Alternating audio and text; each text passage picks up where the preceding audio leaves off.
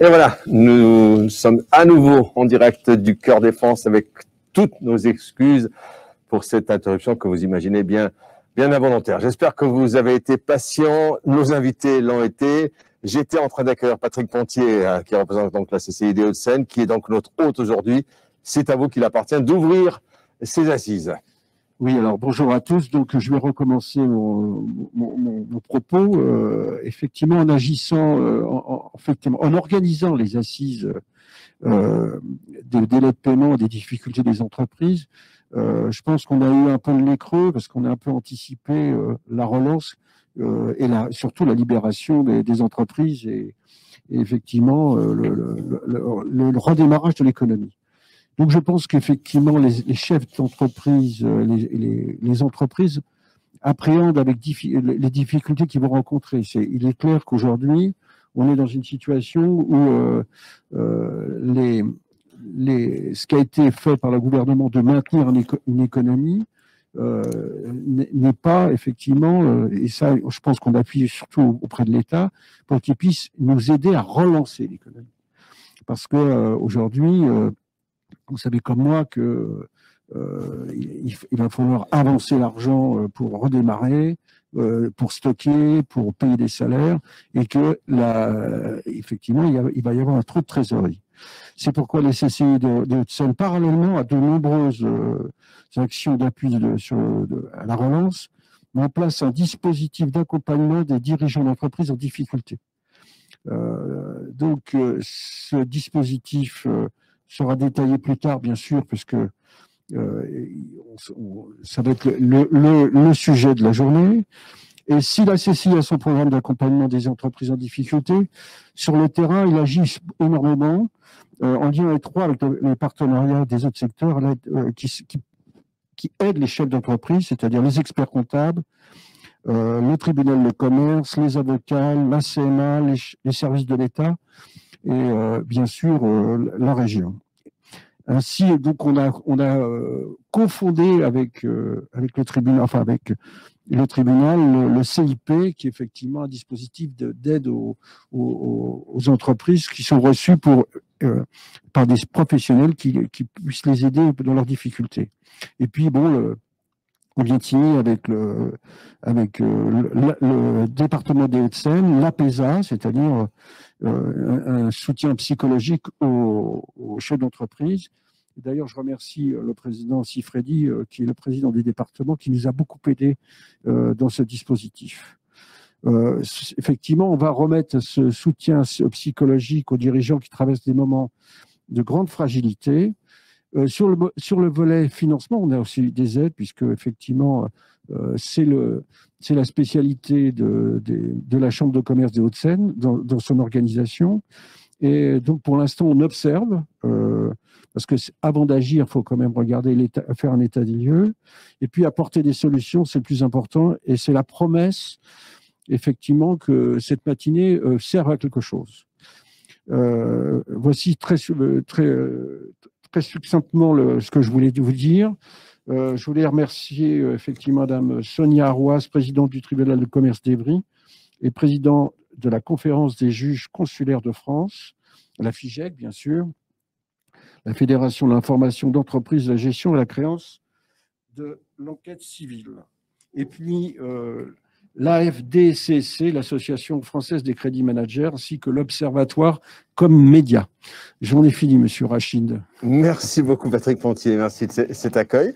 La parole tout de suite au secrétaire général des Assises, Jérôme, pour un mot d'accueil à votre tour. Merci, Rachid. Oui, mesdames, messieurs, bonjour et bienvenue aux Assises des délais de paiement de la région Île-de-France, en partenariat avec la CCI des Hauts-de-Seine, que je tiens à remercier chaleureusement pour son accueil et surtout son accompagnement, sa participation active pour préparer ces assises nous ont été très précieux. Je laisse bien sûr à Rachid le soin de présenter cette matinée avec grand plaisir, parce que depuis le temps qu'on commence à travailler ensemble, il connaît presque plus que moi les délais de paiement. Et je vous retrouverai quant à moi pour les séquences de boîte à outils. Voilà, parce qu'il faudra expliquer qu'effectivement, il y a ce premier plateau où interviendront un certain nombre de nos invités, et vous serez, Jérôme, dans un plateau juste à côté, tout au long de la matinée, pour égrener un certain nombre de solutions avec des spécialistes et des professionnels. Alors, on donne la parole maintenant aux deux papas des assises, Éric Scherer et Charles Battista. Ils sont en train de se faire des politesses pour savoir qui va commencer, et donc je décide que c'est Charles Battista qui va commencer pour la FIGEC. Écoutez, je suis ravi d'avoir gagné le TOS. Alors très vite, je vais présenter la FIGEC, qui est la Fédération des sociétés d'information, d'information d'entreprise, gestion de créances et enquête civile. Donc c'est une organisation professionnelle et également une organisation patronale. Le métier de chacune de ces entreprises est d'accompagner l'économie et plus particulièrement d'intervenir sur la gestion du risque crédit client qui, crédit interentreprise, pèse dans notre pays autour de 700 milliards d'euros, c'est-à-dire un tiers du PIB. 3 métiers, l'information d'entreprise pour prévenir les risques, la gestion de créances pour, bien entendu, recouvrer les impayés, mais également, dans la gestion de créances, nous avons des entreprises qui rachètent les créances, des créances toxiques auprès des compagnies bancaires. Nous avons des entreprises qui font de l'enquête civile, c'est-à-dire la recherche de débiteurs, et également qui travaillent autour de la déshérence, c'est-à-dire la recherche d'héritiers pour les compagnies d'assurance et les banques.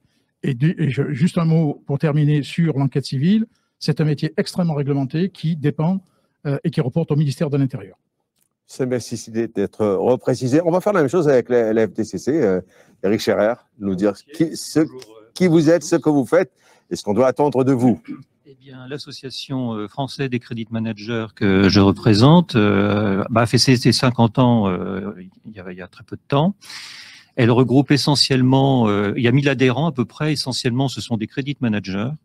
Donc évidemment, les credit managers, comme vous le savez, sont aux manettes à la fois pour faire respecter les délais de paiement. Je pense que c'est un sujet qui va être égrené tout au long de la matinée. Et puis également, qui est en charge la maîtrise du risque, donc des défaillances, des faillites dont on va parler aussi ce matin. Et pourquoi il est important de continuer à en parler depuis un an maintenant, parce que les choses évoluent très vite. On est encore dans une situation économique largement chaotique. Il y a des choses qui étaient prévues qui ne se sont pas produites, le fameux tsunami des défaillances. Et il y a des choses qu'on n'avait pas prévues qui viennent d'arriver encore tout récemment. C'est la hausse, c'est les difficultés d'approvisionnement, la hausse de certaines matières premières comme l'acier, le bois, les puces, les composants électroniques qui permettent de construire des automobiles. Donc voilà, il y a beaucoup de paramètres nouveaux qui arrivent. Et puis, donc, ça va induire probablement une hausse des prix, des délais de livraison plus importants. Ça va impacter la marge probablement des entreprises au moment de la reprise. Et puis, il y a aussi ce qui se passe, je pense, aux États-Unis, qu'il faut suivre de près, ce que fait Joe Biden, qui est en train de renverser la table et qui pourrait effectivement nous donner quelques idées pour financer cette reprise. Voilà, on va essayer d'évoquer toutes ces questions-là, mais d'être le plus souvent, le plus proche possible du terrain. Je remercie Patrick Pontier, merci. Jérôme, vous allez rejoindre... Je veux ajouter, oui. On peut poser des questions en direct. Tout à fait. On répondra aux questions qui seront posées tout au long de cette matinée. Vous avez raison d'insister et j'aurais dû le faire. On est là à votre écoute et c'est Jérôme qui se fera votre relais. C'est un peu le monsieur SVP pour ceux qui ont un certain âge. Merci.